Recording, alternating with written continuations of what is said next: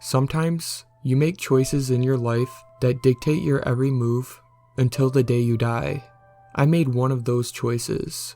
Sometimes these decisions can ruin your life, make you not even want to finish it, if you know what I mean. Mine was that kind. I used to be an escort, not to be confused with a prostitute, although at the bare bones of it, they are the exact same thing. Women hired for their bodies.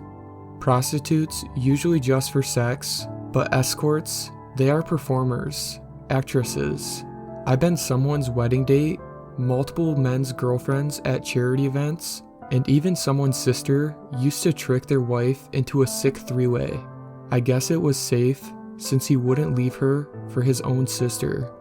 That being said, at the end of the day, they all want the same thing, and they pay me a lot of money for it. Unlike prostitutes that pick up random johns from street corners, I had a little black book of clientele, 12 to be exact, when I got out of the business. That may sound like a lot, but most of these clients only need me for a week or two of the year.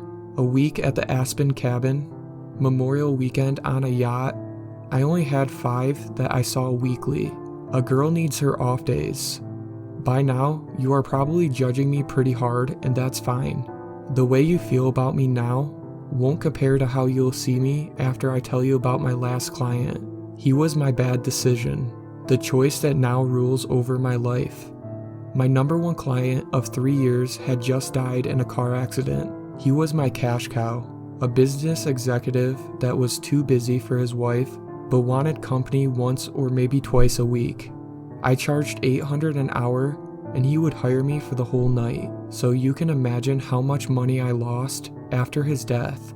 He needed to be replaced, and fast. There are a lot of ways to get new clients.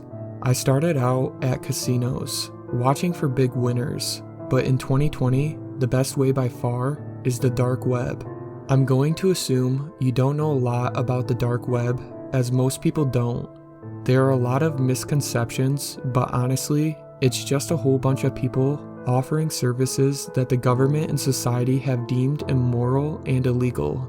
Fucking prudes. Of course, you could run across someone with malicious intent, just like you could at a restaurant, Walmart, or even church. You just have to be safe and take all necessary precautions. I obviously couldn't be too picky at this time. I definitely wasn't going to find a client as wealthy as Donnie right off the bat, so I was willing to take any job at that point.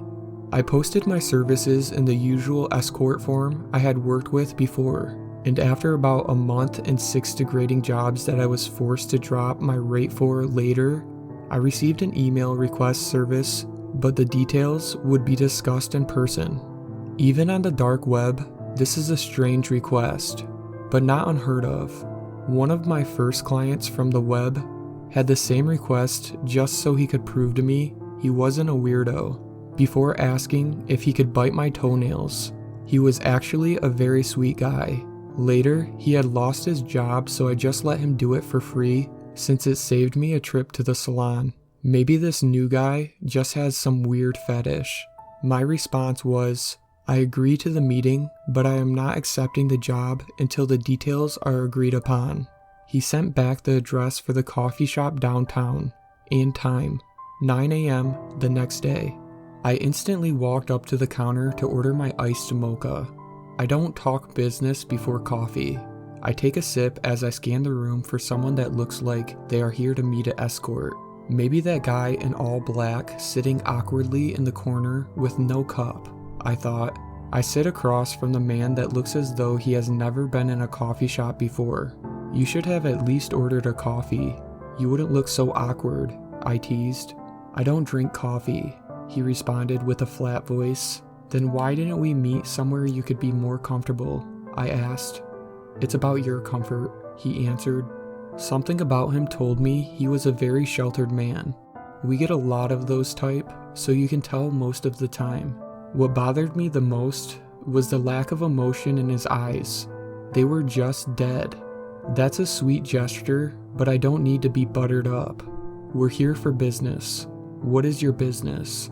I demanded. He sat back in his chair, somewhat amused. Well, obviously you offer certain services, and I mean to hire you for my boss. Your boss? I asked. Yes, he said, pulling an envelope out of his pocket. He is throwing a gala of sorts this weekend and would like women of your caliber to attend. It's to celebrate and raise money for an event that only comes around every 5,000 years. We have already hired other female entertainment as well. He placed the envelope on the table. Okay, so what's the catch? A mere gala doesn't require this much secrecy, I stated. Yes, the catch. Well, really, there is no catch. The boss will want some company after and maybe even during the gala, which is where you come in. He is paying $10,000 up front, and the other 10 after the gala. The only thing is, he has some deformities. I sat and thought about the word deformities for a moment. If I were shallow, I wouldn't have made it this far in my career. Most of my clients lean more towards what you would call unattractive anyway. Plus $20,000 is a lot of money. Well, honestly, it doesn't matter what he looks like, as long as you're not hiring me to hook up with a dingus or anything, I said. The man smiled for the first time since the conversation started. No, nothing like that. He is a completely competent and consenting adult, he responded. He just looks a little different. After weighing my pros and cons, I agreed to the terms, and the meeting ended with him writing down an address and casually walking out, leaving behind the envelope with $10,000 cash. I was more than happy. The day of the gala came, and I put on my best gown and pearls, wondering what cause it was for. The last one I attended was to raise money to clean up the oil spill in the Gulf. Whatever it was, I did like helping, even if I was only there to hook up with some deformed guy. When I arrived, I was instantly amazed at how big the house was. It was really more of a castle, to be honest. It towered over me like a brick skyscraper from the 1600s. I was greeted at the door by a man in a black cloak, which I thought was kind of weird, but I ignored. "The lord of the house welcomes you," the man said in the strangest accent I'd ever heard. Lord, I thought. Maybe I should try to put this guy in my book. He would be the only one I need with money like this. As I finished my thought, I heard a scream echo from within the house. It was at this point I became nervous.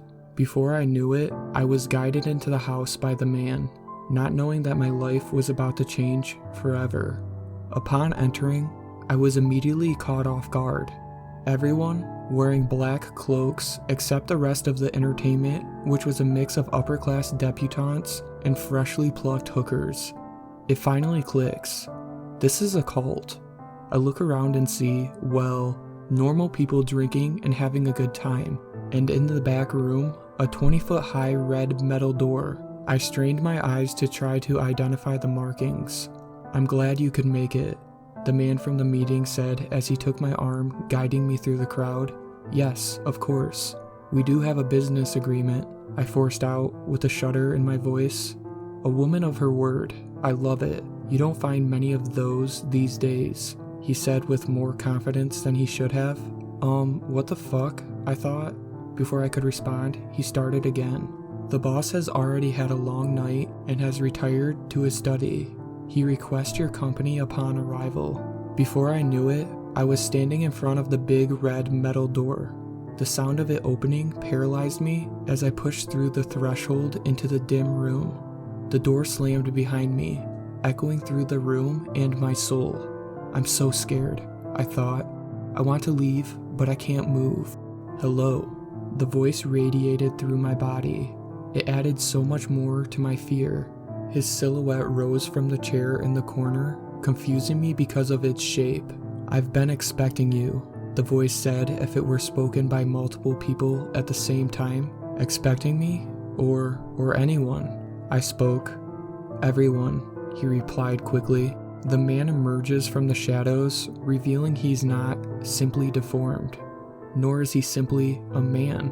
Its scaly gray hands reached out, grabbing both of my arms. I couldn't move.